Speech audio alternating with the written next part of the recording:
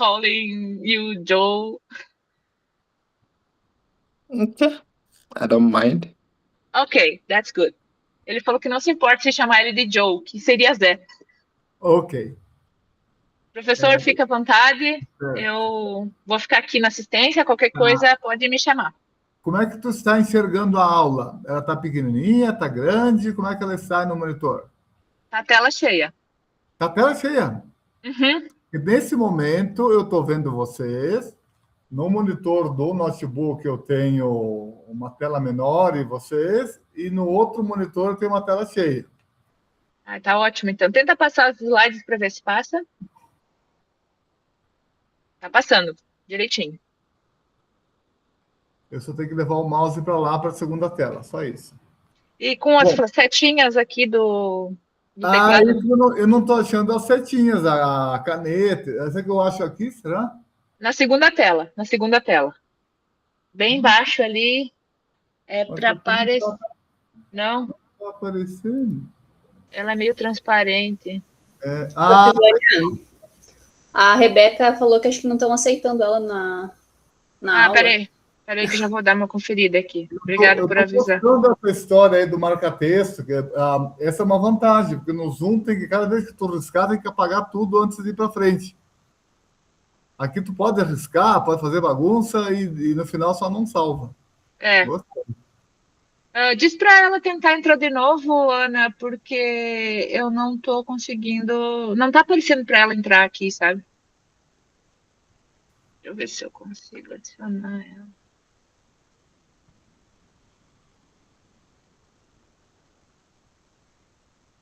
Para mim também não aparece a Rebeca. Porque está habilitado aqui para todo mundo entrar, sem precisar aceitar. Depois eu mando o link de novo para ela. Peraí. Joe, some technical issues that we do not know how to use the Google Meetings. After several years of pandemic lockdown and remote classes, we still don't know nothing about this. Okay, but I think I can hear you loud and clear from here. Except there's another thing. That's perfect, then. Ele disse que está nos ouvindo bem. Deixa eu ver. I'm sorry, don't speak in English, Joe. I know. Okay. I totally understand. Mas você explicou para ele que você vai tentar aquele esquema de gravar e depois ele assistir. Sim, com a tradução. Falei, Ok. Boa noite a todos. Bem-vindos ao nosso encontro de hoje. Na verdade, hoje eu estou bastante nervoso, porque é exatamente o horário do jogo do meu time, então daqui a pouco eu vou olhar se o Grêmio já fez o gol ou não. Até agora, pelo jeito, parece que não, mas vamos ficar sempre acompanhando, né? Vai que dá certo. Até porque o rival ontem ganhou. O Internacional... Mas vai dar bom esse jogo. Vai dar bom o nosso jogo aí, professor. Vai dar bom? Vai. Ontem o do Inter foi bom. O jogo do Grêmio... nada de gol até agora. Mas é o seguinte... nós estamos com a Ana, com o Joe, Jaine. A ideia é nós falarmos sobre a nossa disciplina, que a gente não conversou ainda. Tá bem? Então, qual é que é a ideia? Eu não sei se eu consigo projetar a minha aula, acho que não, né? O plano, mas também não precisa projetar o plano. Mas qual é que é a ideia? A gente vai ter encontros de forma remota e aonde eu vou dar uma boa parte da disciplina e depois a professora Vânia continua e vai ter um encontro final onde vocês vão fazer uma atividade. E essa atividade é uma das avaliações. Porque uma avaliação é a participação de vocês, estar presente nas aulas, e estar participando. E a segunda avaliação vai ser essa atividade. O que nós pensamos para essa atividade, Jaine, Joe, Ana? A gente pensou em que cada um de vocês, de forma individual, vai elaborar um seminário dentro de um tema escolhido que atenda os requisitos da disciplina.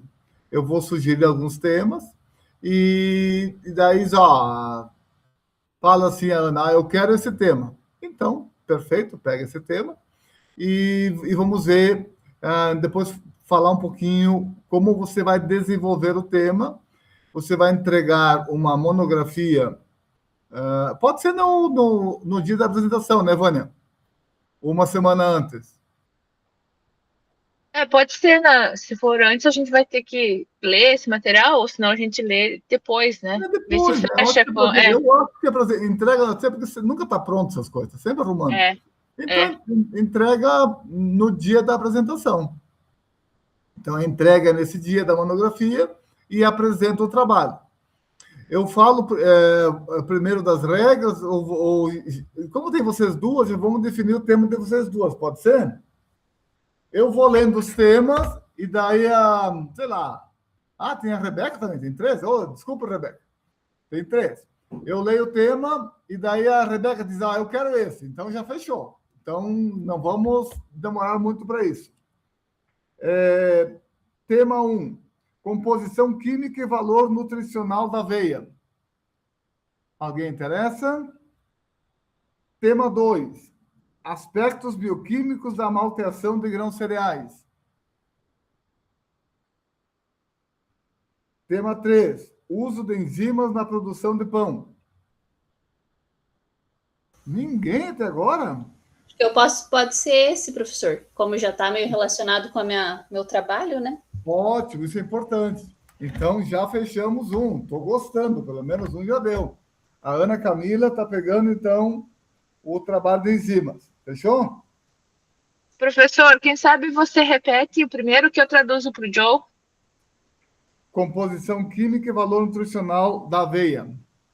Joe, we are talking about a final presentation.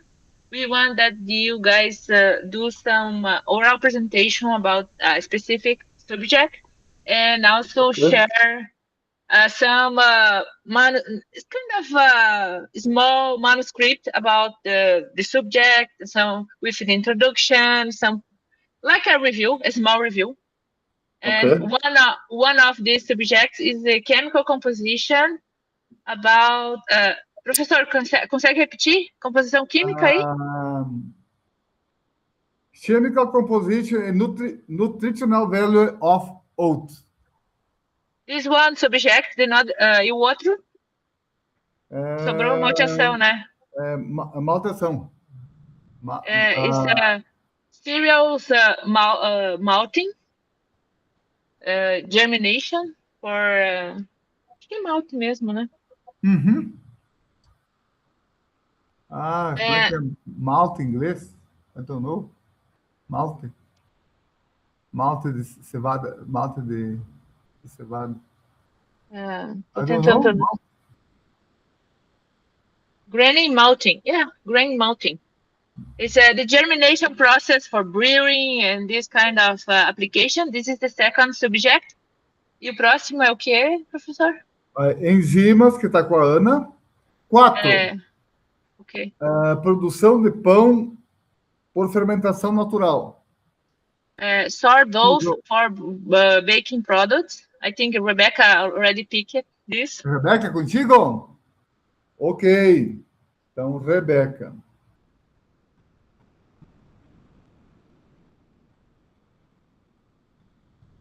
Quinto, elaboração de pão congelado não fermentado. Frozen bread without fermentation. This is another subject that you can choose if you want. Okay. Say that again. Frozen bread without fermentation.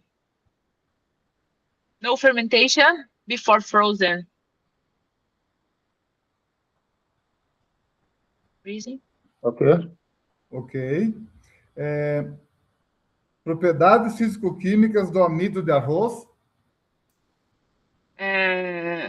physical, chemical, starch properties, rice starch properties.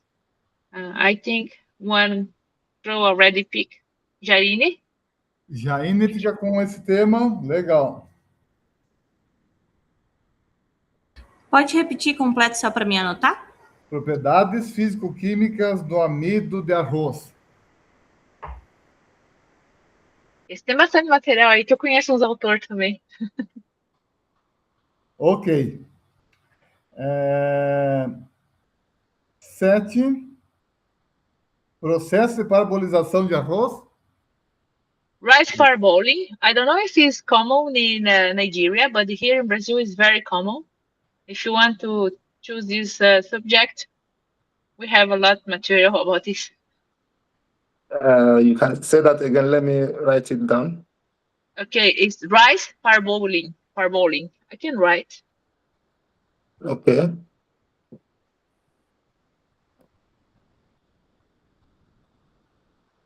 Eu entendi que esse tema é com o Joey. Não sei. Do you have one that you want? Do you want to pick some of those that nobody chose? I think there are 3 that nobody chose. Okay, so the first one is frozen bread without fermentation, and the second, okay, keep going. Sorry. and rice parboiling, and the last one. It's oat. About oat. Oats, okay. Yeah. Como é que é o primeiro com aveia, professor? A ideia ali é ver um pouco a composição química e o valor nutricional do grão de aveia. Chemical composition and the nutritional value of oat. Composition and nutritional. You know oat? Yes, I Oatmeal? know oats. Okay, perfect.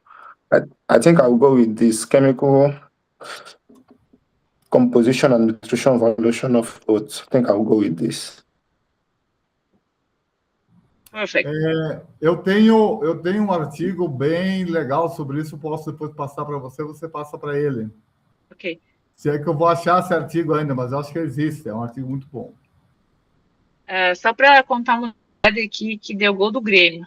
Eu vi na TV do vizinho, a Jane colocou no chat. Uau! Então, boa notícia. Agora o professor está feliz, a aula vai ser maravilhosa. Agora vai. Então, eu entendi que o tema 1 é com o Joey. É isso? Oat, subject is for Joey. Yes. Ok, Joey. Bom, então aqui já foi. Aqui já foi. A Rebeca.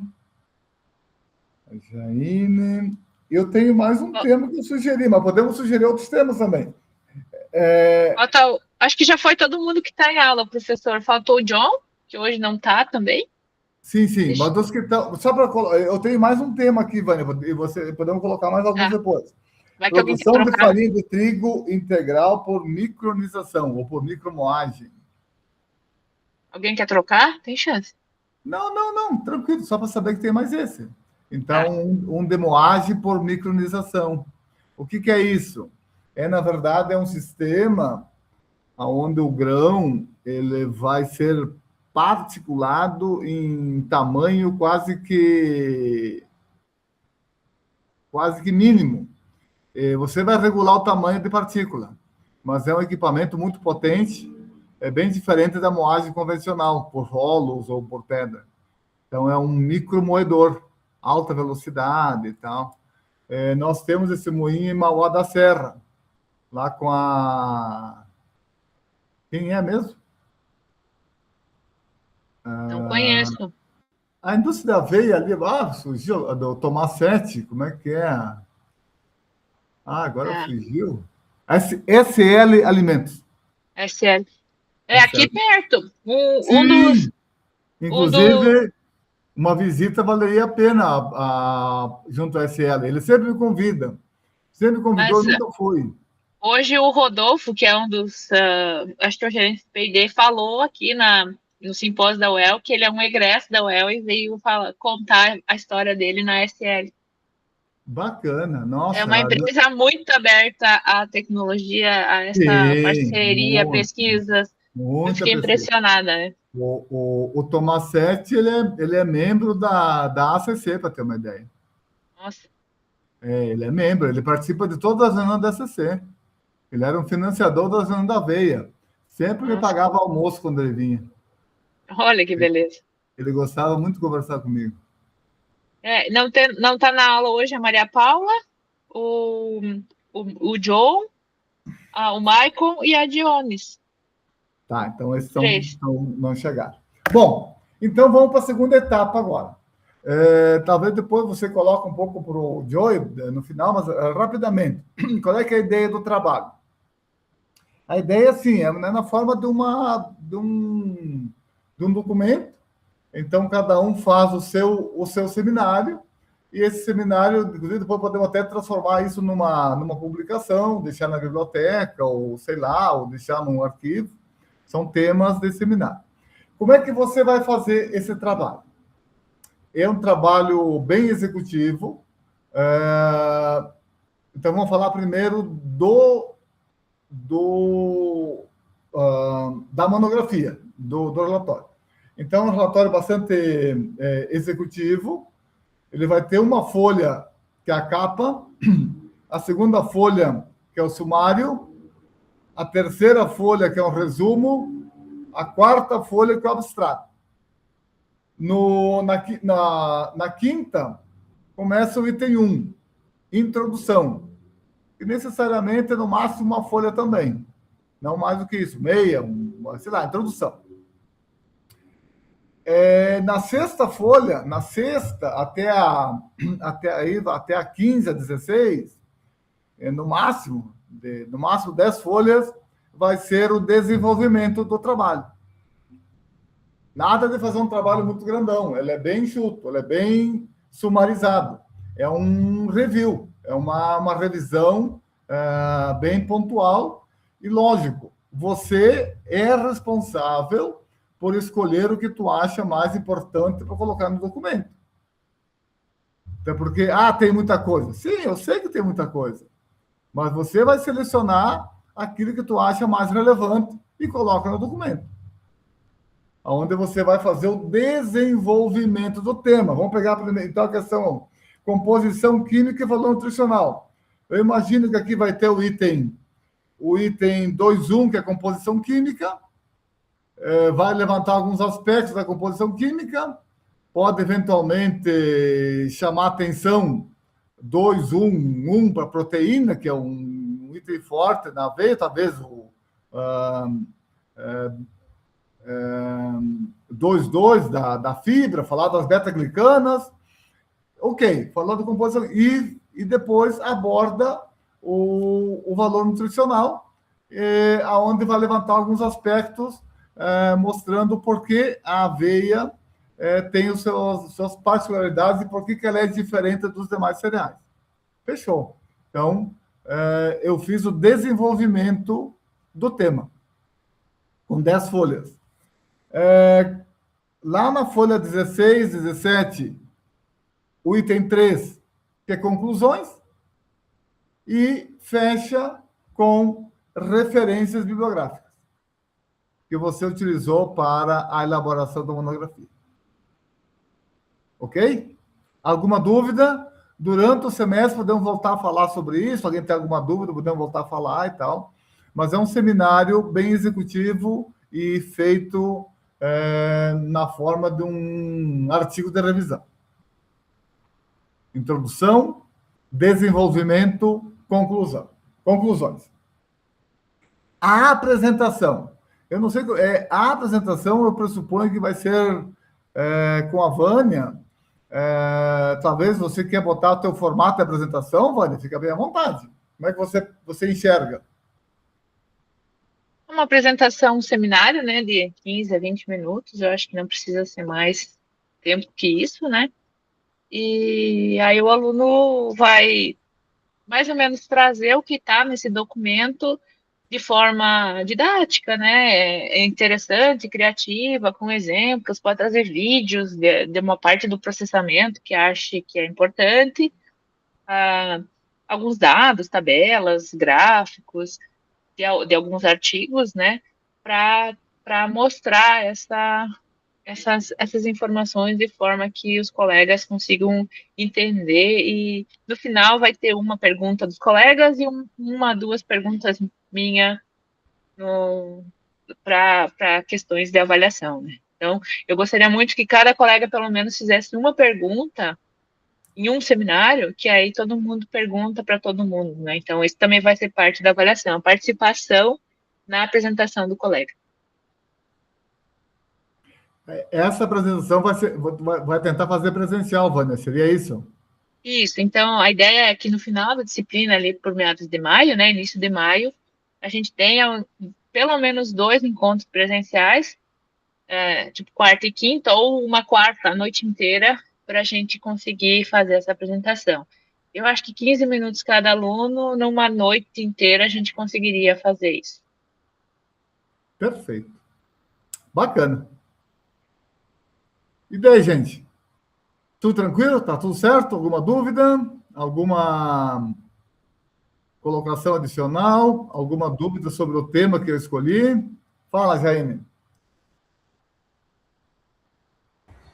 Na verdade, é uma dúvida sobre a data de apresentação. O prof consegue avisar assim com uns 15, 20 dias de antecedência? Porque como eu trabalho com assistência e é muito aleatório onde eu vou estar, tipo, hoje eu não estou em Curitiba, eu estou em Bituruna. Então, só para mim me organizar, para mim ou estar próximo para ficar fácil de eu me deslocar, ou para mim não aceitar nenhuma demanda que, por exemplo, esteja em Londrina e daí no outro dia eu preciso estar em Laranjeiras. Sim, a gente pode fazer, na verdade, no plano de ensino, deixa eu ver se eu consigo compartilhar aqui. Tá no dia 30 de abril. 30 de abril. Então é A por gente aí. pode ajustar, né? Pode jogar uma semana para frente, se for o caso, ou 2, mas não mais que 2, eu acho também, né? Para a gente finalizar logo a disciplina, mas dá para a gente dar uma negociada caso seja um impedimento para alguém, ou até mesmo os alunos estrangeiros não que estiverem aqui ainda e precisar de mais um tempinho. Eu falei que a gente consegue ajustar, né? Fazer essa flexibilização. Eu acho que eventualmente os alunos de fora até podem apresentar remoto, Vânia, bem tranquilo. E até eu pensei assim, talvez o pessoal que está aqui perto apresenta antes e depois acompanha remoto. Alguma coisa assim. Porque a gente vai ter que ter encontro presencial, né? Então, a nossa ideia é usar a avaliação como forma de encontro presencial. Bacana? Mais dúvidas? Mais alguma questão? Então, rapidamente, Vânia, você coloca para o Joey algumas informações do trabalho para ele não ficar voando. Hello, Joe. Are you here? Still here? Yes, I'm here. So we were talking about our oral seminar at the end of the course. Okay. Professor Gutikowski mentioned that he wants one short writing document, like a review that I mentioned before. We have some rules like a cover, some summarium, and some introduction, not introduction, but some sections about like oats, like chemical composition, and a subtitle with protein, fibers, and then another subhead with nutritional importance. It's 10, 15 pages at maximum with references and cover and summarium at all. 10 pages, okay. 15 maximum. Don't worry about to be too long. And then the seminar, the oral seminar, we'll try to make it in person. I hope you will be here in Brazil at this time. If not, we can shift a little bit, go further for an extra time. Don't worry about it. In the beginning, we think about April 30, I think it's the last day of April, but we can change a little bit if it's necessary. So during the seminar, we think about 15 minutes, and you translate this writing document into a nice presentation for your fellows that everybody will love out at the end. That's the goal. So you can share some short videos if you want about processing, show some figures or tables from papers that you read to construct documents. I think that's it. I don't know if I think you are familiar with this kind of presentations. Yes, the seminar topic will have to be a different topic from the first one I had, right? No, it's the same one. Okay, the same one. Okay. Yeah, you will write and delivery this. I don't know if it's delivery, but you will send us the writing option, and you share the information with the colleagues. The same information, because it's to share the knowledge with everybody. Okay. In that day, you will revenge from us because you will speak English, and we will need to find a way to understand you. Okay. I'll be getting ready for this. And for the meantime, the date is going to be 30th of April, but this can change. Yeah, if you want more, if you are not in Brazil already in that time, we can go shift a little bit further. Or even if one girl said, "Oh, maybe I'm not around to go in person in the university," we can shift a little bit, but not before, for a later option. Ok. Eu falei para ele que ele vai se vingar e ele vai apresentar em português, em inglês, e a gente vai ter que entender. Perfeito. Good. Very, very interesting. Rebeca, Ana, Jaine, vamos ter que se virar. Google Tradutor. Não, mas é verdade. Bem tranquilo. E também falou para ele que eu tenho um artigo que eu vou passar para ele. Professor Gutkowski mentioned that he has one old paper very interesting because he's expert in notes. So he will share with you some paper that maybe can help you. He has a book too. This book not because in Portuguese, but the article in English. This book is his book. I think it's your PhD book, yeah? É do teu doutorado, né, professor? Yes. Okay. The book, is there a way I can get the English version of it? I don't think so. We have an English version. No English versions. Just the paper, yes, is in English, but the book, no. The paper, okay. Yeah, unfortunately, it's just in Portuguese. So maybe in 2 years you will be able to read the book in Portuguese. Ok. Falei para ele, quem sabe daqui a 2 anos ele vai conseguir ler o livro em inglês. Eu falei para ele, em português. Não vai. Ok. Thanks a lot. Fantastic.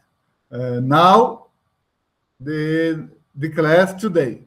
Okay, Jaine, Rebecca, Joy. Today, starting the chemical composition and estrutura. I don't know estrutura. Estrutura do grão. I don't know structure. Ok. Vocês estão visualizando tela cheia? Eu estou impressionado. Sim. Como é que eu não fiz isso antes? Nossa. Às vezes a gente não consegue ajustar bem o som, porque sai num lugar, não sai no outro, mas o professor conseguiu ajeitar bem direito. Eu não fiz quase nada, eu só li um pouquinho no no Google aí para ver como fazer e toquei, está tudo certo. Esse monitor, na verdade, já trouxe para isso, mas aí acabei emprestando para o condomínio, porque eu sou síndico, mas daí resgatei ele hoje, já que o meu tablet não está bom, e, nossa, que maravilha!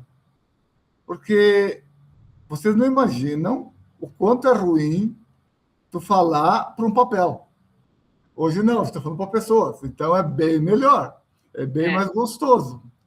Ok. Estrutura e composição química de grãos cereais. Vocês já entenderam, né? O material que eu tenho é basicamente de trigo. E foi a vida toda assim que eu fiz. Eu nunca me preocupei em fazer de todo. Eventualmente, na agronomia até eu falava um pouco de cada grão e tal, mas na alimentos não me preocupava com isso.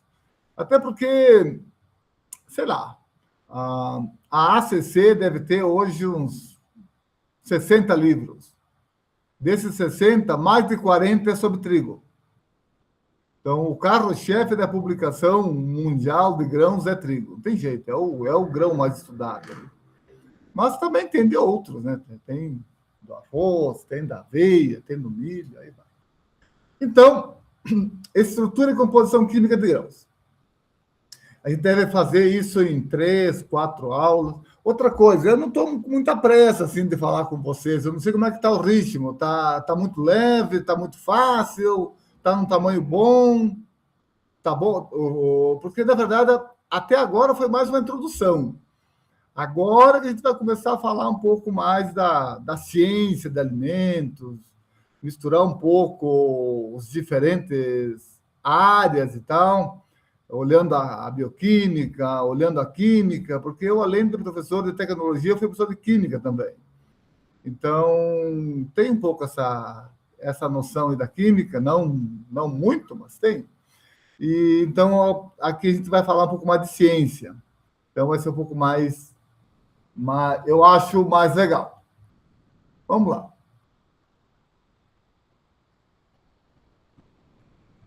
Bom, aqui nós temos alguns grãos.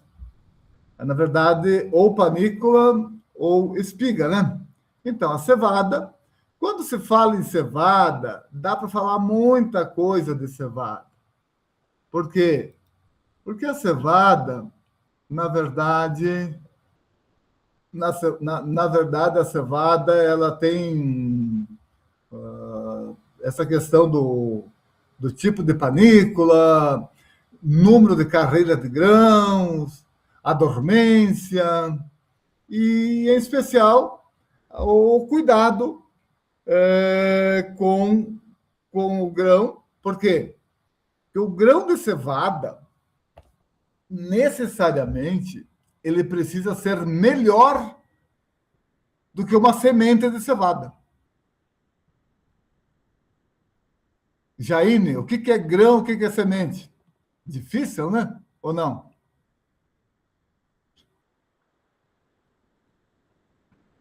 O grão é aquele produto que eu utilizo para fazer alguma utilização. Para uso alimentar, ração, para fazer um produto. A semente é quando eu utilizo para formar uma nova planta. Só que na cevada, na malteação, necessariamente eu trabalho com semente. Porque se eu tiver um grão que não germina, esse grão é péssimo para o processo, porque ele passa a ser um contaminante. Porque ele, além de não germinar e não render para o processo, ele ainda é uma fonte de contaminação. Porque esse grão que não germinou, ele vai necessariamente, é um grão morto, né? Ele vai necessariamente ser atacado por fungos, por bactérias, porque é um ambiente muito íngreme. Se alguém já foi numa unidade de malteação, mas na malteação é uma unidade de alta temperatura, alta umidade. Então, ali, necessariamente, não é alta temperatura, a temperatura não é tão alta, mas é alta umidade, próximo de 100% de umidade relativa. Então, a doença prolifera muito. É um ambiente muito íngreme. Mas, afinal, cevada. Azevém basicamente é que estava junto na figura, né? mas a SEVEM basicamente é forrageiro, não é uso alimentar. Trigo, beleza, então aqui está o trigo, a espiga de trigo, então, trigo é uma espiga, e vai ter o grão em cada uma dessas espiguetas, na raquis, raquila. Então, esse fiozinho aqui, a gente chama de arista, as aristas, né? E aqui vai estar formado o grão. Centeio. Aveia preta, também forrageira, e aveia branca. A aveia branca já é uma panícula. Então, no caso da aveia, se você olhar, você vai ver que, eventualmente, tem 2, 3 grãos em uma única panícula. Tem o grão primário, o grão secundário, por isso que varia muito o tamanho do grão de aveia, porque na mesma panícula pode ter até 3 grãos. É diferente do trigo, que é bem mais uniforme. A aveia não, é bem desuniforme. Então, algumas espigas ou panículas de cereais. Mas falta gente, né? Nessa figura está faltando gente. Então, se eu acrescentei, aqui está o sorgo. Então, a planta de sorgo. O que diferencia o sorgo dos anteriores? Olha rapidamente. Aqui todos estão protegidos.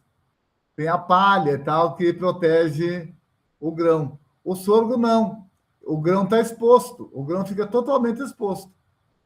E aqui, então, que fica a justificativa de que a gente, ao desenvolver um novo cultivar de sorgo, se procura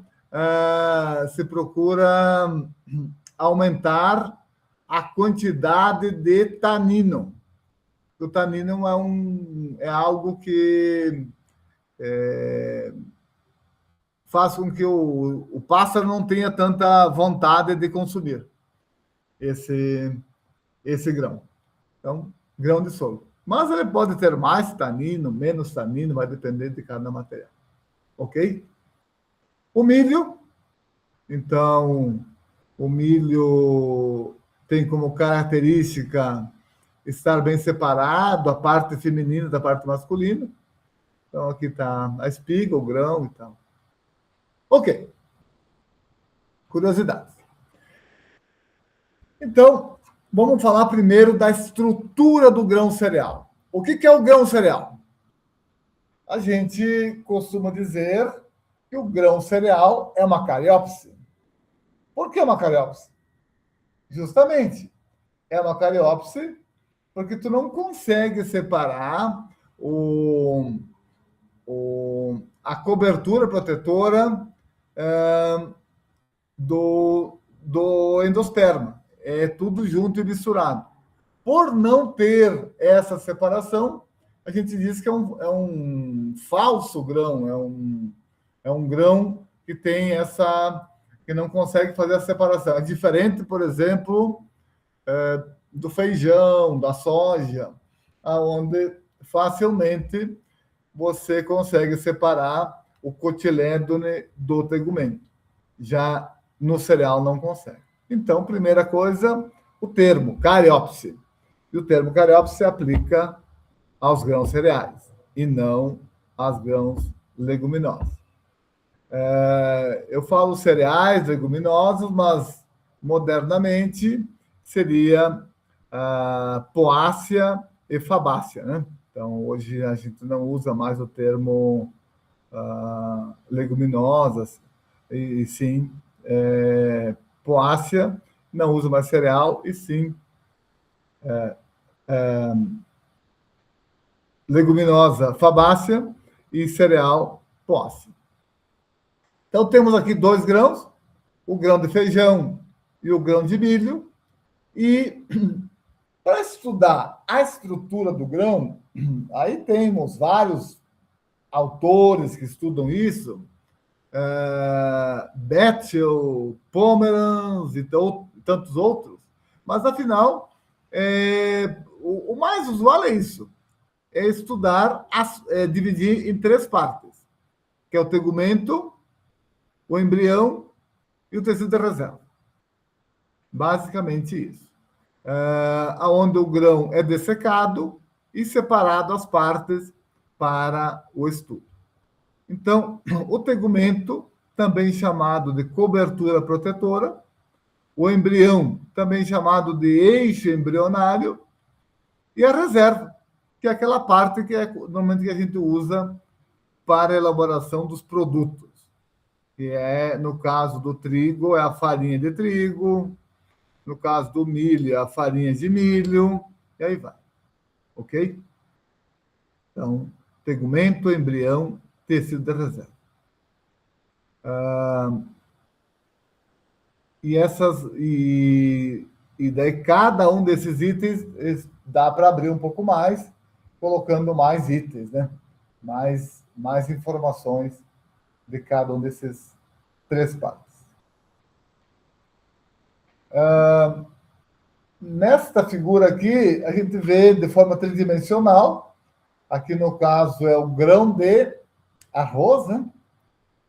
Com as suas a palha e a lema, então a gente chama de casca, e depois, então, a parte interna do grão, que é o grão daí descascado. Então, vai ter a palha, a lema, a arista, o endosperma, o embrião, a ráquila. Nessa figura aqui, olhando um pouco as dimensões, que é sempre muito importante conhecer as propriedades físicas do grão.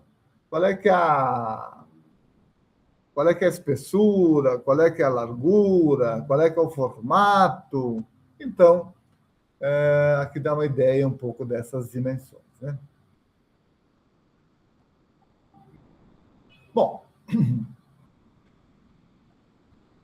o grão, ele, na verdade, ele é um produto do acúmulo.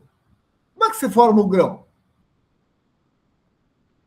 O grão é o acúmulo, que pode ser o grão, pode ser, eventualmente, um tubérculo, pode ser, eventualmente, uma raiz, da mandioca, tá bem? Então, esse produto do acúmulo, ele começa lá na antese, quando ocorre, então, a fecundação da parte masculina com a parte feminina, a gente chama de antese. A partir da antese, inicia a formação do grão. E nesse caso aqui, nessa linha aqui, ó, nós estamos vendo que o acúmulo de matéria seca. O que é matéria seca? Matéria seca é tudo o que está acumulado no grão de sólidos. Então, é tudo menos a água. Então, são os constituintes presentes do grão. E você retira a água. Então, é o total de matéria seca. Isso é bem interessante em termos de entendimento, né? Por exemplo, quando você compra 1 litro de leite, quanto que você compra de matéria seca? Alguém tem ideia? Não? A Ana, sim, eu acho, né, Ana? Ela trabalhou no laticínio há um tempo. Diga, Ana. 1 litro de leite tem quanta matéria seca? Cerca de 11, 12 gramas. Ok? Depende do teor de proteína, teor de gordura. Inclusive, é uma discussão que seria a melhor forma de comprar o leite, o teor de matéria seca. Então, é isso que tem no leite. Vamos para frente agora. Quando você compra 1 quilo de maçã, quanto que tem de matéria seca?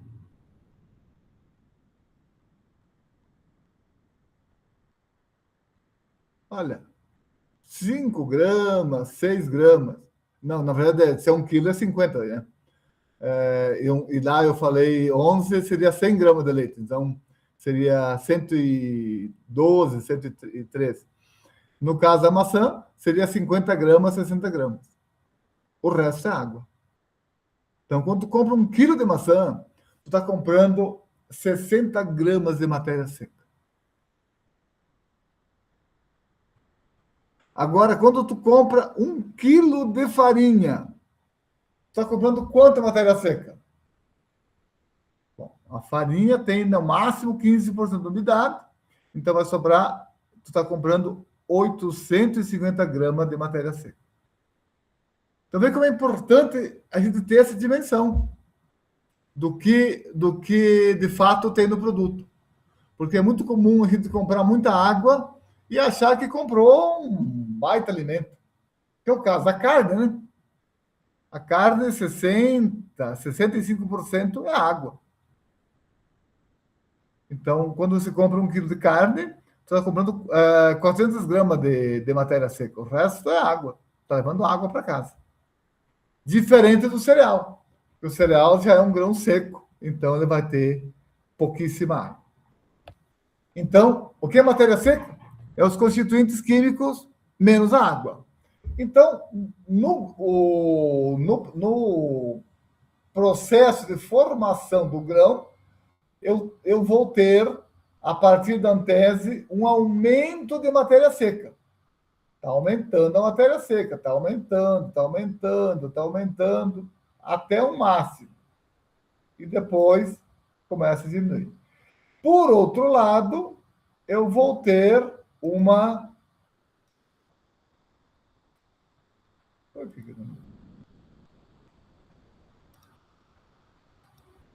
meu Deus. E, por outro lado, eu vou ter uma redução da água total no grão. No início é mais, e depois vai diminuindo até chegar num ponto que é suficiente para a colheita. Com qual é o teor de umidade a gente conserva o grão? Então, o grão a gente conserva quando ele vai estar com teor de umidade em torno de 13%. Se estiver acima disso, eu preciso reduzir, porque acima disso eu vou ter água sobrando, água livre, para o crescimento de fungos, bolores, leveduras e também insetos. Então, é o teor de água suficiente para o armazenamento. Bom, então, nesse gráfico aqui, nós estamos vendo, de um lado, o teor de umidade, do outro, a matéria seca, e o comportamento do acúmulo de matéria seca com o passar do tempo. 10, 20, 30, 40, 50, 60, 70 dias após a antese. Então, é mais ou menos o ciclo da cultura. Depende da cultura. O milho é um pouco mais, o trigo é um pouco menos. O trigo em torno aí de uns 100 dias. O milho é 140. Então, eu estou tendo o acúmulo de matéria seca e redução do teor de água. Então, o que é matéria seca? Beleza. Agora fica a segunda pergunta. Como é que eu chamo esse ponto aqui em que o acúmulo de matéria seca é máximo? Quando tem o máximo de matéria seca no grão, na planta. Como é que é o nome desse momento? Quando tiver o máximo de matéria seca, a gente costuma chamar que o grão atingiu a maturação fisiológica. O grão está maduro fisiologicamente. Ou seja, a partir desse momento, ele já está formado, ele já pode ser separado da planta. Ok? Então, maturação fisiológica é um conceito bem, bem importante. É quando o grão tem o máximo de matéria seca. Dali para frente, o que acontece com esse grão? Ele só vai perder. Por quê? Bom, por uma série de razões. O grão é um ser vivo.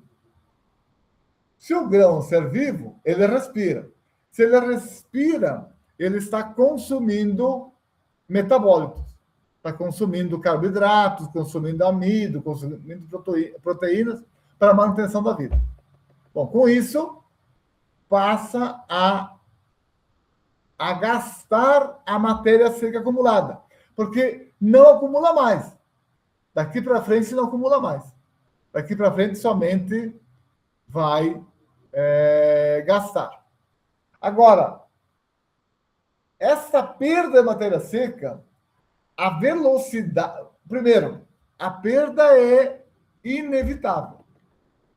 O que eu posso fazer é alterar a velocidade de perda. E a velocidade de perda depende do quê? Das ferramentas de armazenagem. Nós vimos um pouco na aula passada. Qual é que é a temperatura da massa de grãos? Qual é que é a umidade da massa de grãos? Qual é que são as condições dessa massa de grãos? Grão íntegro, grão, aí vai.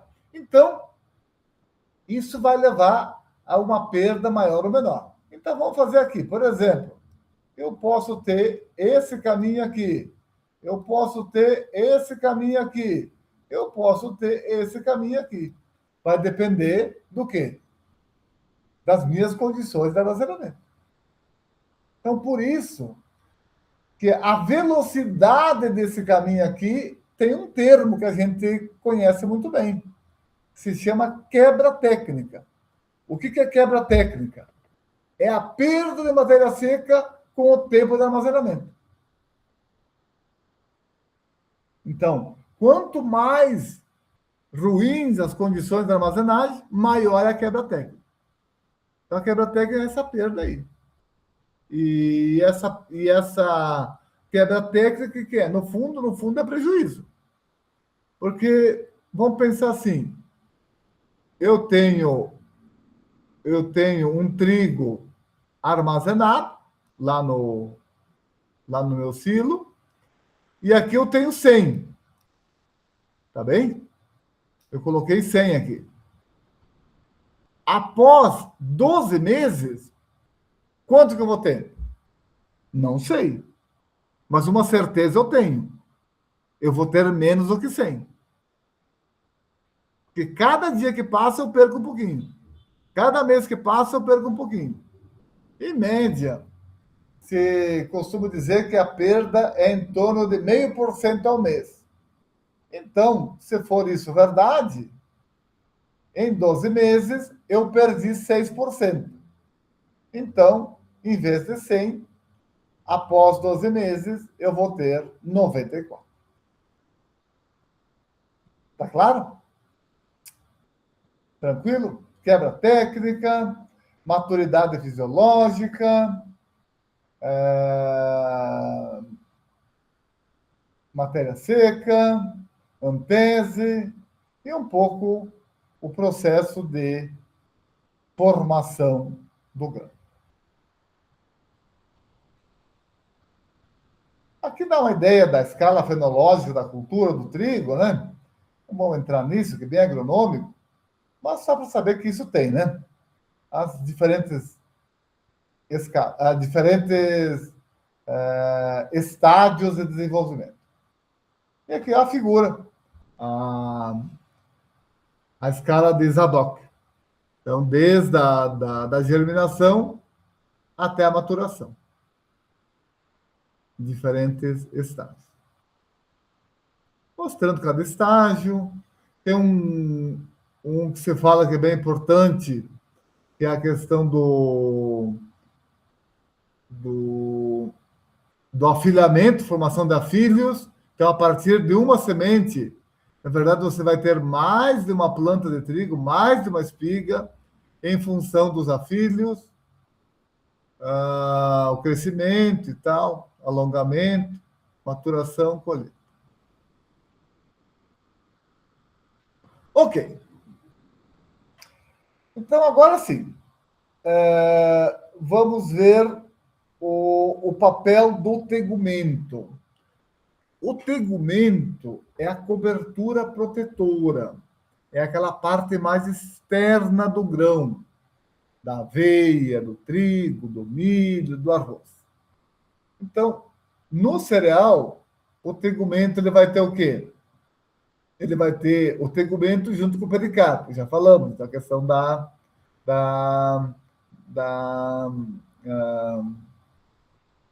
cariopse. Já na leguminosa, agora a fabácea, o tegumento ele vai ser só aquela película. Então, quando você pega um grão de feijão e coloca na água, facilmente você vai separar o cotilédone da película. Essa película é o tegumento. Ou da soja, por exemplo. Então, o tegumento, no caso da fabácea, tegumento mais pericarpo, no caso da poácea. Funções dessa cobertura protetora, desse tegumento: proteção, regulação, delimitação. Então, olha aqui, ó. Aqui nós temos um grão de milho. O que você está vendo nesse grão de milho? Olha bem para ele. Estou olhando assim, no primeiro momento, ele parece um grão normal, né? Mas daí você olha com mais atenção, você vai ver que ele tem microfissuras, ele tem pontos de rompimento. Isso é preocupante? Muito preocupante. Porque essas microfissuras são portas de entrada de fungos, bolores, insetos. Facilita o ataque de pragas, o ataque de fungos, o ataque de tudo. Então, por que esse grão de milho tem essas microfissuras? Aqui diz, na legenda, que esse grão de milho ele foi danificado devido ao sistema de secagem e resfriamento rápido. Ou seja, esse grão de milho levou choque térmico. Ele aqueceu e levou um ar frio muito rápido e ele trincou. Eu já trabalhei, assim, muito pouco, mas em fábricas de macarrão. O macarrão faz isso com uma facilidade enorme. A quebra do macarrão é em função do choque térmico. O macarrão ele começa a perder água, se não tiver um cuidado exagerado, ele vai se romper. E daí você perde todo o lote. Tem que fazer tudo de novo. E aqui o milho é parecido, porque o milho, na verdade, é um grão com bastante amido. É o caso do arroz também. Qual é o grande problema do grão de arroz? É a perda devido à quebra. A gente chama de renda e rendimento. Eu trabalhei com arroz, eu fiz algumas coisas com arroz. Então, justamente, o que é o rendimento? É o total de grãos descascados inteiros, polidos inteiros. Renda é o total de grãos. Então, quando separa os quebrados, você tem o rendimento. E, justamente, o choque térmico é um dos grandes responsáveis por essa quebra. E aí, quem que ficou com o tema do parabolizado? Ninguém ficou? Ai, dando quem? Quem que está com o parabolizado? Processo de parabolização do arroz, ninguém pegou. Mas aí que vem a grande virtude do processo de parabolização. Qual é que é a grande virtude do processo de parabolização? A Bárbara falou um aspecto, que é a melhoria nutricional do grão de arroz. Lembram disso? Já assistiram a palestra da Bárbara ou não? Quem assistiu? Não assistiu, Jaine. E a Ana também não ou não? E a Rebeca? Também não, Rebeca? Rebeca não está. Assisti metade, eu acho. Assisti sim. Ah, que bom. Então eu tenho um grão de arroz que, por alguma razão, ele sofreu uma trinca, duas trincas. mas esse arroz está encaixotado, ele está dentro da casca, né? Não vou conseguir desenhar aqui, porque eu não consigo trocar mais de caneta depois que iniciei, não sei por quê. Então, esse arroz está com 2 trincas. No processo de parabolização, essa trinca ela é soldada, ocorre a solda. Então, esse grão ele é emendado. Por quê? Porque justamente ele vai passar por uma maceração e depois um tratamento hidrotérmico, e com isso ocorre a solda dessa trinca, e o grão que era quebrado passa-se inteiro. Tanto é verdade que o rendimento de um arroz branco polido, sei lá, é de 55, o rendimento de um arroz parbolizado é na faixa de 68, 69. Tu tem um ganho enorme de rendimento quando você parboliza. Então, é um processo que tecnologicamente tem interesses nutricionais, mas também tem interesses em maior rendimento de grão inteiro. Por que isso? Que ocorreu a quebra devido ao choque térmico na secagem ou mesmo lá na lavoura.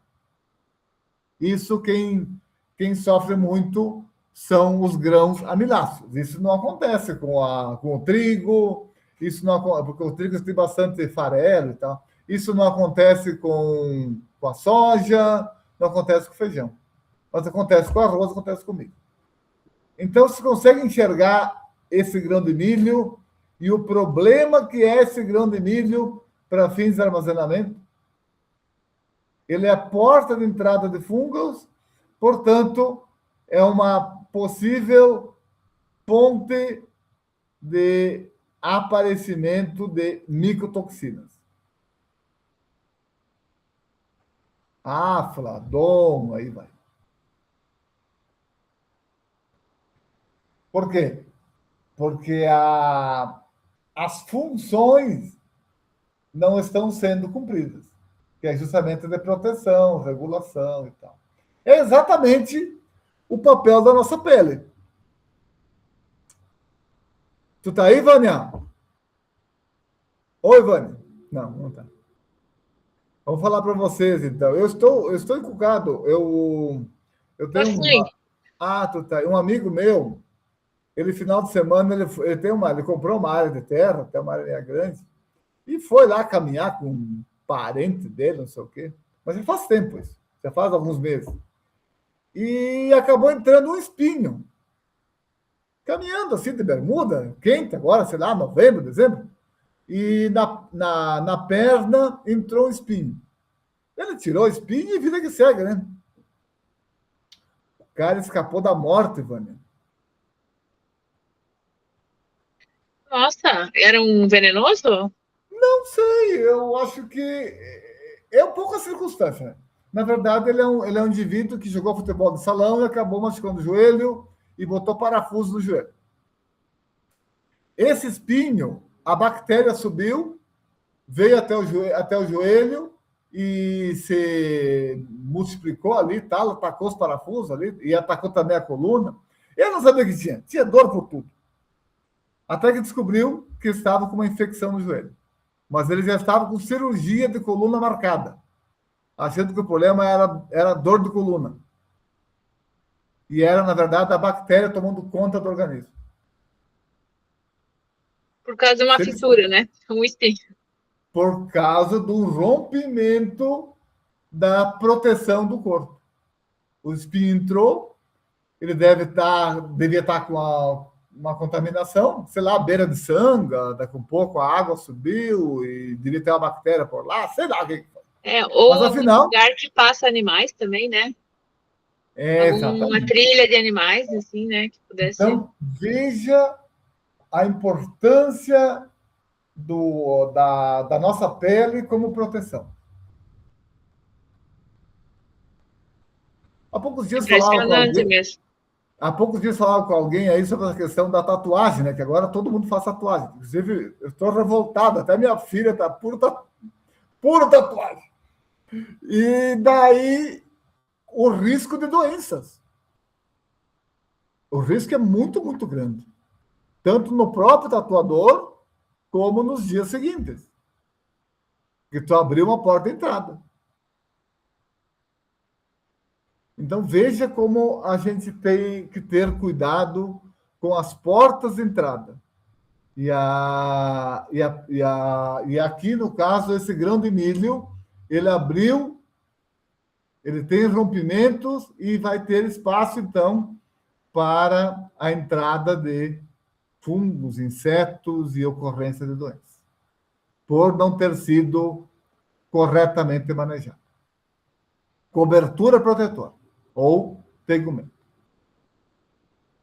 Bom, aqui fala um pouco da poácea, um pouco da fabácea. Então, registrem isso. Porque isso aí é muito importante, pessoal. Você vai ler um livro lá, então diz, o arroz é uma gramínea. Qual é o teu papel? É corrigir. O arroz é uma fabácea. Desculpa. O arroz é uma poácea. Gramínea, ele foi até 1998. Depois disso, virou poácea. Mas estava escrito assim. Tudo bem. Mas, no momento, aqui agora você vai fazer a tua monografia, ela passa a ser tua. E o que tu escreveu ali, o que você copiou, o que você botou, é teu. É você que é o responsável pelo texto. Mas eu copiei do fulano. Não importa.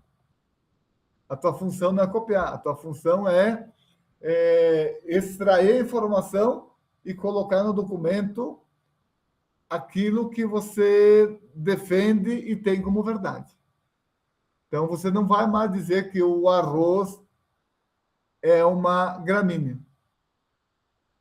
2026, o arroz é uma poácea. Soja é uma fabácea. Tá bem? Bom, e o embrião? Quem é o embrião? O eixo embrionário. O embrião é o responsável pela formação da nova planta. Aqui eu não falei sobre isso, né? Vai voltar muito. Tá aqui. Mas, nessa história aqui, eventualmente, em vez de você ter o grão, você vai ter a semente, tá certo? Então, há uma diferença entre grão e semente. Então, justamente, a semente tem o papel de formar nova planta. E aí, o embrião é muito, muito importante. Já no uso como alimento, o embrião tem o seu papel e tal. Por que tem o seu papel? Porque o grão é vivo. Se ele não estiver vivo, a conservação dele fica muito prejudicada. Então, o embrião tem como função reprodutiva e formação da nova planta. Vocês viram lá atrás a planta de trigo, né? Então, é exatamente isso. E tem uma questão, olhando o aspecto alimentar, que o embrião ele vai ter o quê? Um acúmulo muito grande de nutrientes de alto valor. Olhando vitaminas, minerais, normalmente isso está no embrião. E, via de regra, a gente separa e não consome. Tanto é verdade que o germe é de alto valor nutricional. Então, tipo assim, uso do germe de trigo, uso do germe de arroz, uso do germe de milho, é de alto valor nutricional em função do que ele tem presente na sua composição, que é o caso do embrião. E representa normalmente um valor muito baixo, 2%, 3%, 4%. Chegamos à reserva. O tecido da reserva é justamente que tem a maior parte do grão. 75%. E, se for poácea, eu chamo de endosperma. Se for fabácea, eu chamo de cotilédone. Se for beterraba, perisperma, aí vai, né? Então, aqui nós temos uma fabácea, no caso aqui o feijão, e aqui a poácea, no caso aqui um grão de aveia. Tá bem? Então, onde nós temos o eixo embrionário, está aqui, né? Nós temos a cobertura protetora e o tecido de reserva, que é essa parte aqui. Então, as três partes da estrutura do grão. Bom, nesta tabela, nós vamos ter o quê? A composição aproximada de algumas matérias-primas. E em função do constituinte predominante, eu vou definir se ele é amiláceo, se ele é oleaginoso, se ele é proteico, aí vai. Então, vamos lá. A soja. Soja é um grão oleaginoso ou é um grão proteico? Por quê? O que você acha, Jaine? Soja é um grão proteico, porque a maior quantidade de proteína, a maior porcentagem. Porque a maior porcentagem presente é proteína. Tu concorda, Ana? Sim. Rebeca, tá claro? Exatamente isso. Apesar de que a gente sempre acha que a soja é um grão oleaginoso, não é. Eu sempre coloquei isso em aula e gostava de conversar sobre isso. Pessoal, imagine 2026 sem soja. Como é que o mundo seria? Seria um caos. Porque o produto valioso na soja é o farelo. Por quê? Porque o farelo é base para a alimentação animal, da ração. Inclusive para os pets. O gato, para o cachorro também. Mas para o boi, para o porco, para a ave, nós não temos outra saída para fazer ração que não seja farelo de soja. É muito difícil. Então é o seguinte, gente. A soja é fundamental dentro da cadeia como um todo. Justamente por ser base para a alimentação, a formação da ração. E, lógico, a gente poderia consumir muito mais soja na alimentação humana. Não há dúvida. E qual é a principal razão de se consumir mais soja na alimentação humana? Quantidade e qualidade da proteína. E é uma proteína, vamos dizer assim, entre aspas, limpa, diferente da proteína animal, que ela já vem com uma carga de contaminantes naturalmente, né? Em especial, toda essa questão da alimentação, porque aonde que a soja se alimenta? No ambiente, né? A soja se alimenta do ambiente. Aonde que o boi se alimenta? Onde que a galinha se alimenta? Daquilo que é fornecido para ela. E aí que é o problema, né, Rebeca? Nunca tem claro o que é fornecido. Mas vira e mexe, sempre você tem dúvidas se o que está sendo dado para o animal, de fato, é recomendável em termos de saúde humana. Então, a proteína da soja é limpa. Porém, por alguma razão, essa história, o pessoal sempre colocava isso.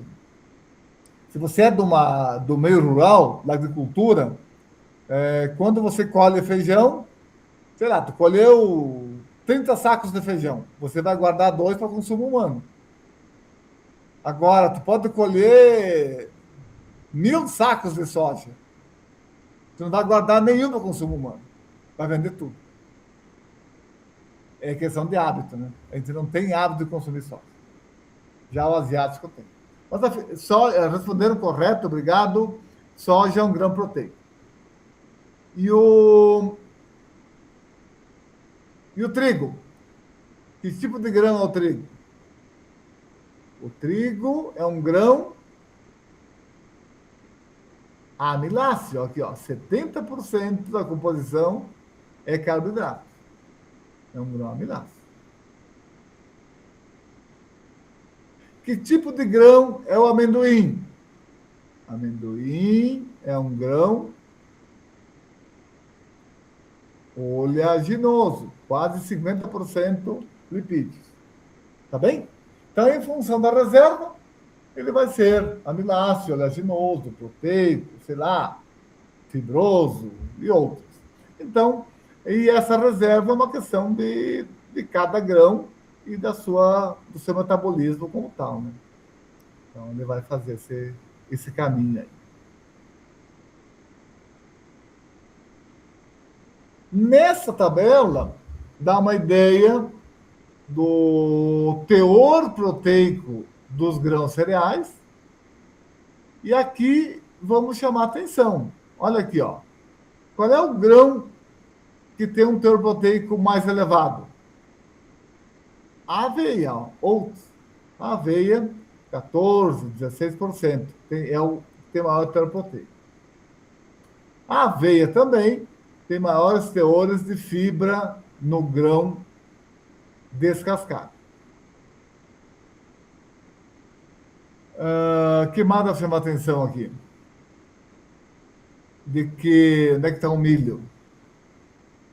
Mas o milho ele vai ter, dentro dos grãos, um dos que mais tem lipídios, 4,7. Tá bem? Depois, mais do que milho, é somente aveia, 7,7. Então, a composição e algumas curiosidades de cada grão. E veja que o teor proteico é um teor proteico relativamente baixo, né? Mas, assim, qual é o teor proteico de uma ração animal? Vocês têm ideia? Quanto de proteína tem na ração de suíno, na ração de bovina? É importante esses parâmetros. Em torno de 15%. 16%. No caso de pet, é um pouco mais, né? Em torno de 18%. Então, veja, ó. Nós não estamos muito longe disso. Se tu olhar o teor proteico dos cereais.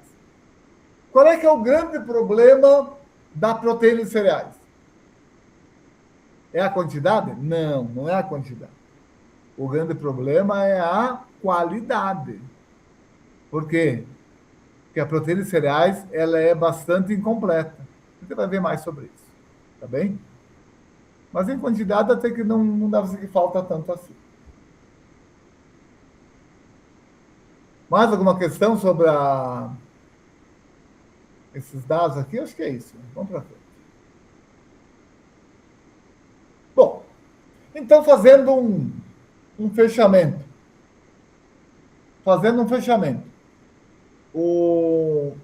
E aqui vamos falar do grão de trigo. Então, o grão de trigo tem um peso e um tamanho variável. Correto aqui não é falar peso, tá? É falar massa. Tem uma massa e tamanho variável. Então, o comprimento pela largura. O grão de trigo tem um formato oval. Tá bem? O grão de soja tem um formato redondo. O grão de trigo tem um formato oval. O grão de trigo tem uma reentrância. Chama de crease, uma reentrância. Isso particulariza a moagem. E quais são as partes do grão de trigo. Então, o endosperma representa 83%, o pericarpo representa 14,5% e o germe 2,5%. Bom, o pericarpo mais o germe fazem parte do farelo, tá certo? Já o endosperma vai ser responsável pela farinha, tá bem?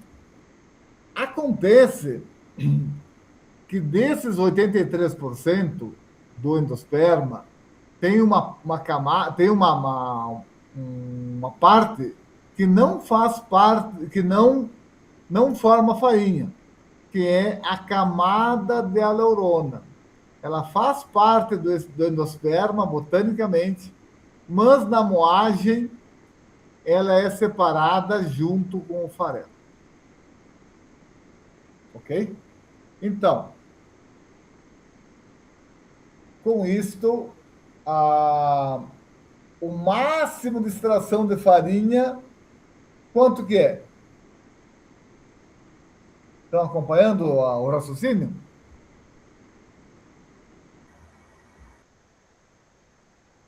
Quando se fala em extração de farinha, é o processo de moagem. O grão de trigo, depois de limpo, depois de condicionado, ele passa pelos rolos de quebra, conjunto de peneiras, rolos de redução, conjunto de peneiras, e vai ter, então, a farinha. Botanicamente, quanto que eu vou ter de farinha e quanto que eu vou ter de farelo na moagem do trigo?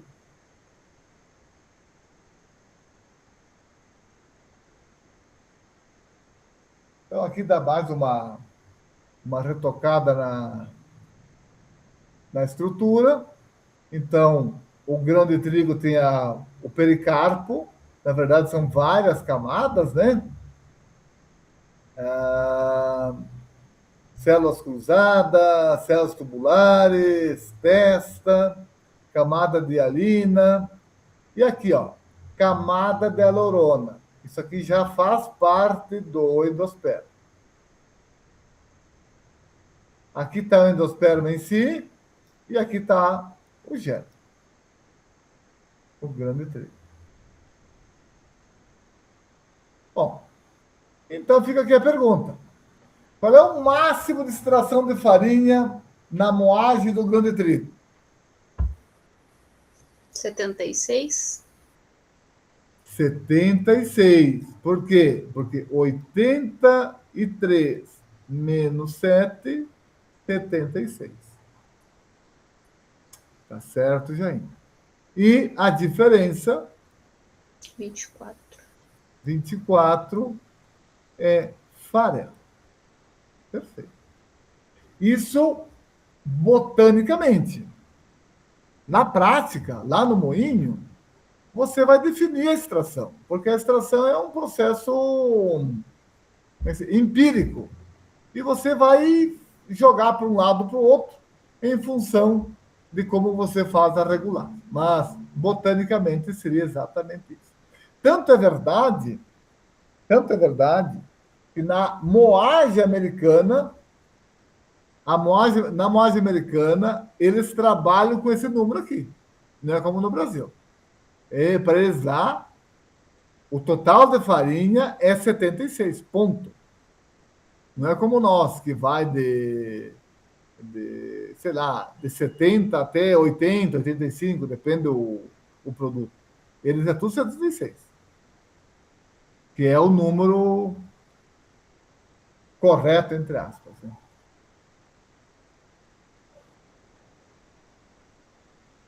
Então, endosperma 83, menos 7,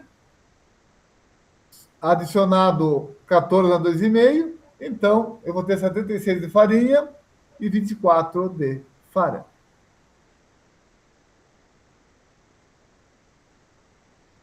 Talvez não vão ter mais essa oportunidade, vamos falar agora. O que é a moagem? Moagem é um processo de rompimento gradual e contínuo das partículas. E para que ocorra a moagem, se utiliza propriedades.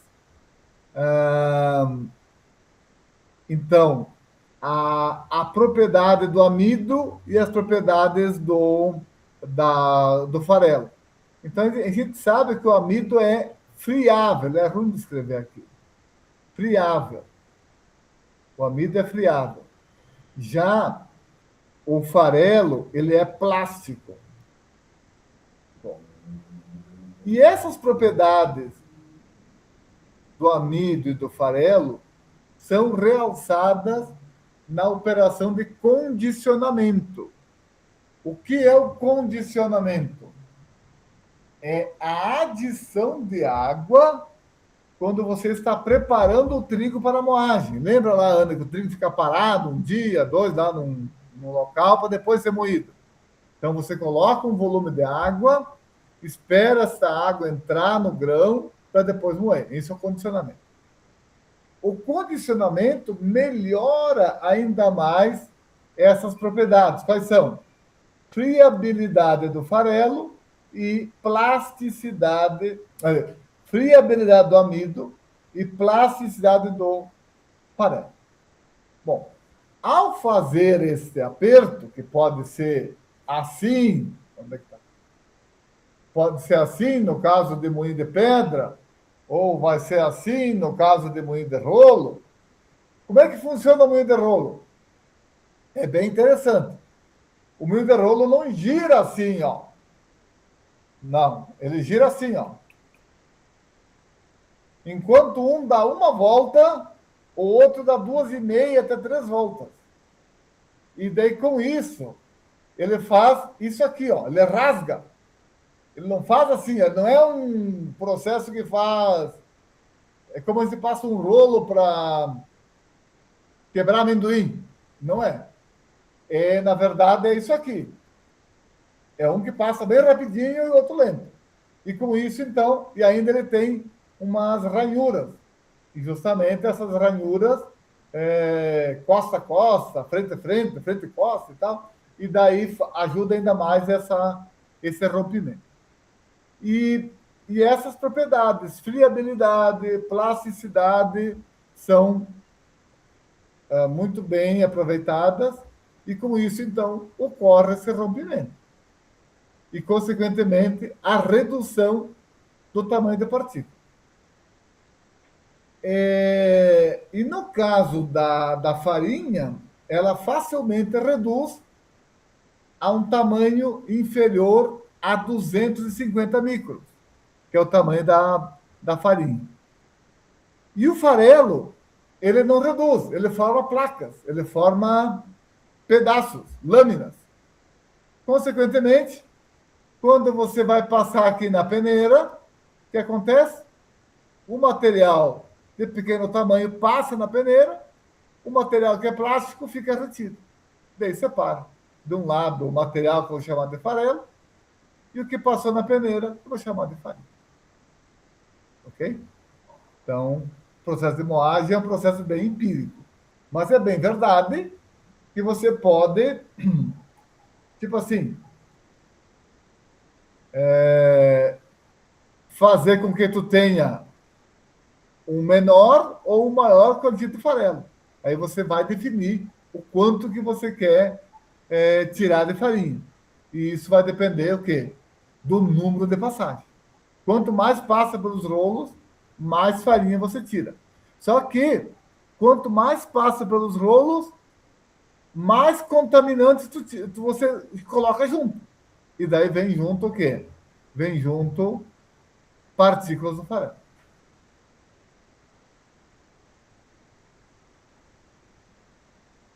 E aqui está a figura clássica, então, né? A figura clássica do grão de trigo. O que nós temos aqui? O pericarpo, com as suas camadas, né?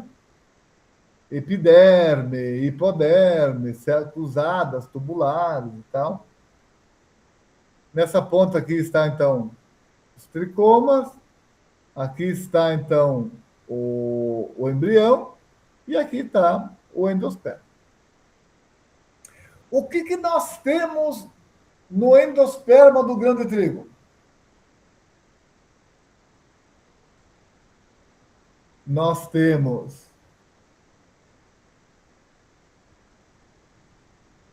nem aparece a palavra aqui. Eu pergunto, não tem. Mas nós temos amido, muito amido. Mas além de amido, nós temos... Ah, tá aqui, ó. Amido, ó. Tá aqui, ó. Nós temos amido. Mas além de amido, nós temos proteína também. É bem importante isso. Então, não é só amido. Você vai encontrar só amido aonde? Na raiz de mandioca. Lá não vai ter proteína. Quase nada. Lá vai ser só amido. Aqui não. Aqui tem amido e proteína. Então, justamente, está aqui os grânulos de amido e a matriz proteica. E daí fica a pergunta. Aonde que está esse amido e aonde que está essa proteína? É bem importante entender isso. Então, a questão o espaço que é ocupado pela proteína e o espaço que é ocupado pelo amido. Já vamos ver isso. E aqui está um corte transversal do grão de trigo. E aqui está aquela parte que a gente falou, né? Que é a reentrância, crease, essa região aqui. Ah, tá duplicada aqui, facilita. Professor, Oi. eu vi hoje, não li ainda, um artigo de revisão aqui do pessoal da UEPG de Ponta Grossa sobre a moagem e tamanho de partículas. Eu acho que talvez valha a pena a gente dar uma olhadinha nesse trabalho. Que fala essa questão dos rolos, mostra um diagrama aqui de moagem também, sabe? Tamanho, velocidade Bacana. Joga para mim ele, se estiver fácil, vou dar uma olhada. Podemos trabalhar ele sim. Mas sem dúvida. Eu posso até... Você conheceu a Josiane Bresciani? Sim, de vista. Eu não cheguei a conversar muito com ela, mas eu conheci. Com a Josiane, eu fiz o desafio de estudar tamanho de partícula. Por isso que eu lembrei, quando eu vi esse artigo, eu lembrei que você tinha estudado com alguém essa questão do tamanho de partícula. Josiane, né? A partir de um congresso, um congresso internacional que foi em Curitiba, e lá se discutia muito essa questão E lembrei do Amese também, né? Porque o Amese sempre dizia que não dá para botar o farelo junto com a farinha, porque o farelo tem fibra.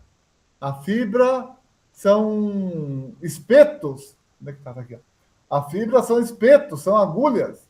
E daí essas agulhas vão romper o alvéolo da fermentação, e daí, em vez dele dar volume, ele perde o volume por causa dessas fibras. Então, por isso que, na verdade, o grande problema qual é que é? É você misturar o farelo na farinha. Não pode. Você precisa, antes de jogar o farelo na farinha, deixar esse farelo num tamanho de partícula adequado para a panificação. Mas tem muitos moinhos, ó, Frisia fazendo isso, já fazem isso. O que eles fazem? Eles fazem a moagem fazendo um misto. A Ana vai entender bem isso. Fazendo um misto de moinhos de rolos e moinhos de pedra. Porque o moinho de pedra, ele produz um farelo diferente. E daí é esse farelo que é jogado na farinha integral, e não o farelo da moagem de rolo. Porque o farelo da moagem de rolo tem uma partícula muito grande. E aí que entra também a ideia da micronização. Mas interessa sim, Vânia. Olha, esse assunto é maravilhoso. Principalmente olhando a produção de produtos de panificação integral. Eu joguei o link aqui no chat, se alguém quiser já baixar, mas é um artigo de acesso livre, eu vou disponibilizar para todo mundo no Moodle e também vou compartilhar com o professor para ver se vale a pena aprofundar alguma informação dali, ou quem pegou esse tópico no seminário pode usar o material. Perfeito. Muito bom, Vânia. Obrigado. Tamanho de partícula. Perfeito. Bom, então nós temos aqui o grão de trigo e olhando as suas especificidades. Qual é a sua grande especificidade? Então, aqui nós temos o grão de trigo e aqui nós temos o corte. Aqui está o farelo e aqui está o centro do grão. Então, aqui está a parte externa do grão e aqui está o centro do grão. Aqui é o centro e aqui é a parte externa. Bom, o que a gente sabe? Que a distribuição dos constituintes não é igual do centro até a periferia. Só que, qual é o constituinte que nós temos maior preocupação? Que nos interessa por demais? O constituinte que nos interessa por demais é a proteína. Qual é que é o comportamento da proteína? Eu sei que a proteína, no centro do grão, ela tem baixa quantidade. Então, a quantidade é baixa. Porém, é uma proteína de alta qualidade de panificação. Já na periferia do grão, eu sei que a proteína é em grande quantidade. Tanto é verdade que, se tu fazer a composição química do farelo e da farinha, onde tem mais proteína? No farelo ou na farinha? No farelo. Por quê? Porque nas partes externas tem mais proteína do que nas partes internas do grão. Porém, a proteína da periferia é de baixa qualidade. Então, basicamente é isso. Ó. A quantidade de proteína aumenta do centro para a periferia. Já a qualidade da proteína aumenta da periferia para o centro. Por que eu estou falando isso? Porque, primeiro, a farinha obtida nas primeiras passagens é a farinha de maior valor. Porque ela vai ter menos contaminação de farelo. Mas ela também vai ter a proteína de menor qualidade. Tanto é verdade que é a farinha que se usa para o fabrico de macarrão. É uma farinha de baixa extração. São as primeiras passagens. Ela tem uma qualidade de glúten bem melhor e ela consegue produzir um macarrão com bem menos defeitos. Justamente, entendendo o defeito aí, os pontos pretos, a cinza e assim por diante. Então, e essa figura explica bem isso. Então, você consegue ter uma visão química, uma visão do grão em si, da estrutura do grão, enxergando as diferenças em termos de quantidade e de qualidade da proteína presente nas diferentes camadas do grão de trigo. Tá bem? É importante esse entendimento, porque daí a gente começa a enxergar muita coisa e na verdade, é exatamente isso, né? São as particularidades. Cada grão tem a sua particularidade. No milho é assim também? Não, no milho é diferente. No arroz é diferente. Por isso que eu não consigo falar de todos aqui. Até porque, se for falar de todos, aí vira uma loucura, vira quase que um processo de comparação. Então, eu escolhi falar do trigo. Então, de estrutura do grão, algum comentário adicional? Ninguém falou, mas o Grêmio continua ganhando, gente. Ninguém está acompanhando aí? Eu estou acompanhando, o Grêmio continua ganhando. Vamos olhar, para nós encerrar a aula de hoje, essa figura aqui, essa tabela aqui. O que acontece com diferentes taxas de extração na composição dessas farinhas? Então, eu tenho a composição da farinha integral, isso aqui seria a farinha integral, ou grão de trigo integral, e eu tenho a composição de farinhas com diferentes taxas de extração, 72, 76, 85. O que é 72? De 100 quilos de trigo, eu vou produzir 72 quilos de farinha. É 72. Bem? De 100 quilos de trigo, eu vou produzir 76 quilos de farinha. Ou 85. Então, vamos lá. Em relação à umidade, olha aqui, ó. No trigo, a umidade é 13%. Na farinha, é 14,5%. Por que a farinha tem mais água do que o trigo? Qual é a razão?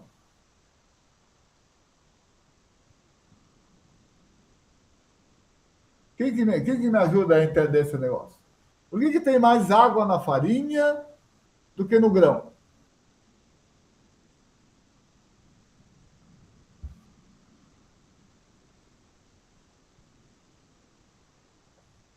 Porque para transformar o trigo em farinha, eu tenho uma etapa que eu chamo de condicionamento, que é a adição de água até certos limites para melhorar aquelas propriedades que eu falei lá, da friabilidade do amido e da plasticidade do farelo. Então, e eu tenho um limite legal. No Brasil, a farinha não pode ter mais do que 15% de umidade. Então, está 14,5% aqui, está tudo certo, está tudo bem. Teor de proteínas. Quanto de proteína no grão? 12%. Na farinha de baixa extração, 9,8%. 76, 10,5%. 85, 11,8%. Ó, veja aqui, ó. Quanto maior a extração, mais proteína na farinha. Significa que essa farinha 85 é melhor do que a 72? Não. Tem mais proteína.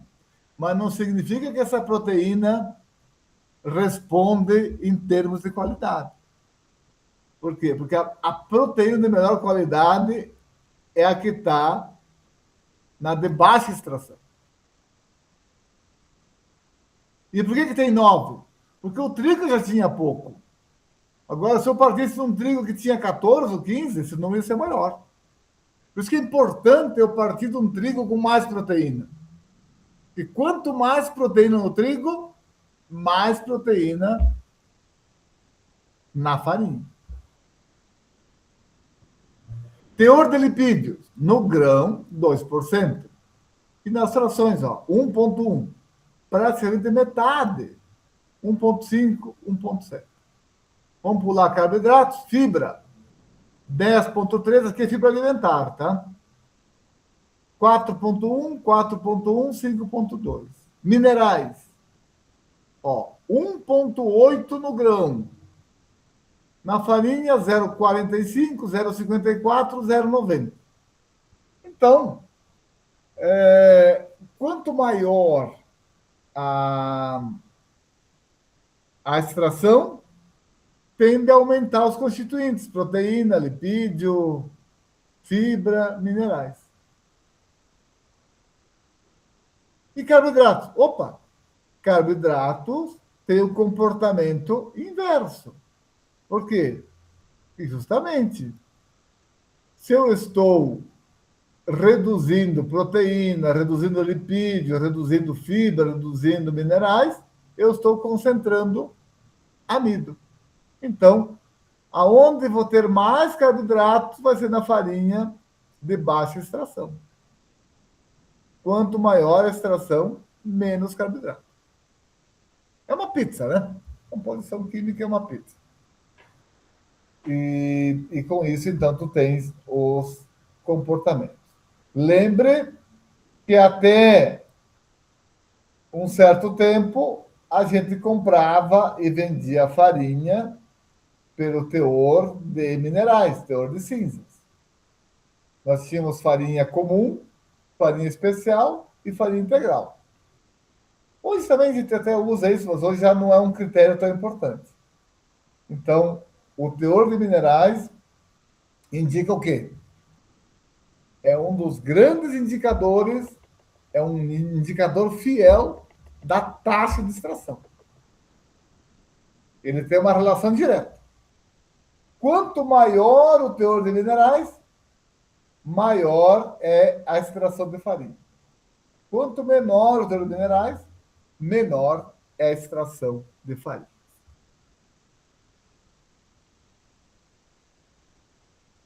É isso por hoje? Tá tudo certo? Vamos parar por aqui. Um monte de informações aí, professor. Tá. Mas eu gostei desse tema. Até vou ver se... Bom, tu vai me passar depois, né? Não preciso copiar aqui, eu já copio, não sei se está aqui. O chat. Eu posso te mandar, mas como se quiser, é só clicar, ele já direciona no link do artigo. É Open Access, então é bem tranquilo. Ó, já cliquei, já abriu. Já posso salvar aqui, né, Vânia? Sim. Então tá tudo certo. Onde é que eu estou aqui? Sei lá, agora me perdi todo aqui. Se o professor clicar lá na tela onde está apresentando e der um ESC, talvez aí sai a apresentação, né? E talvez apareça o seu... Pare de compartilhar, já parei. Tá, eu não tô. Eu agora sumiu? O artigo deve estar na outra tela. Não, o artigo não. Sumiu vocês. Não estou mais deixando vocês agora. Ah, deve estar na aba do navegador. É? O que está vendo O aqui? professor está com o artigo aberto? O artigo já abri. O Veja do não... ladinho. Veja se tem uma janelinha do lado ali que está escrito Meet. Daí... Do artigo?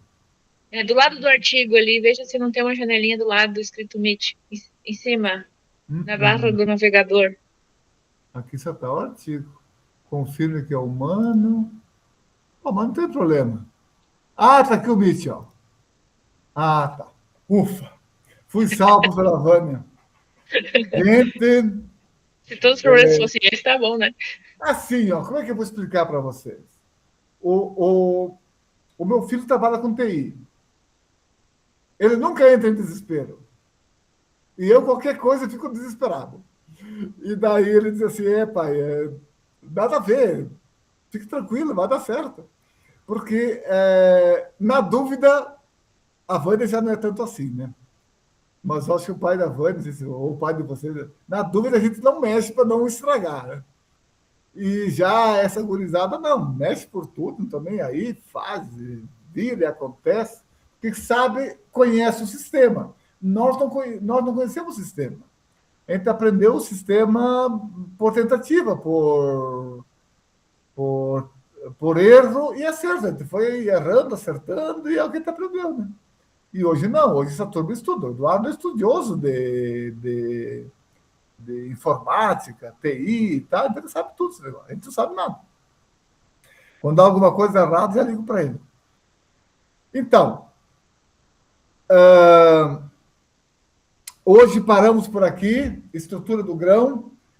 A Vânia passou para vocês esse artigo. É bem importante que vocês deem uma lida. Com qual é a razão? De entender um pouco a qualidade pós-colheita do grão. Aqui vai dizer isso. Não é uma coisa que tem que ler hoje, ler amanhã. É aquilo. E esse artigo aqui é mais como uma curiosidade, assim, mostrando um pouco a origem do trigo no mundo. Então, ele é bem legal também. Então, dê uma olhada que é importante. Bom, e lógico, a partir de hoje você já tem uma tarefa importante, que é começar a pensar na monografia que vocês escolheram. Então, já começam a pensar nela, tá? Porque o nosso tempo é muito curto. O nosso semestre não é um semestre, é um papum, né? Porque nós estamos no final de março, final de abril termina, nós temos um mês. Então, não dá para patentear muito. Temos que já começar a concentrar e trabalhar. Eu tenho que mandar o artigo para o Joey. Eu mandei já. Já achou? Qual? Esses que você... Não, esse da veia que eu prometi para ele. Ah, não. Esse eu não procurei. Não. Tá, não, mas acho que nem sei se tu vai achar, porque ele é tão antigo. Tu nem tinha nascido, acho, mano. Ó, que eu não sou novinha também. Então tá. Obrigado. Até quarta que vem. Grande abraço. Até mais. Obrigada, pessoal. Valeu. Boa noite. Boa noite. Joe, are you here? Yes. Oh, next week we will have the same idea of class. I don't know if you understand something. I think no. I'm just here because maybe when I get the YouTube recordings, I can go through it and then Yeah, go through the papers and maybe the YouTube. I will upload as soon I have the download from the recording. I think I need to stop the recording actually. And I will upload in the YouTube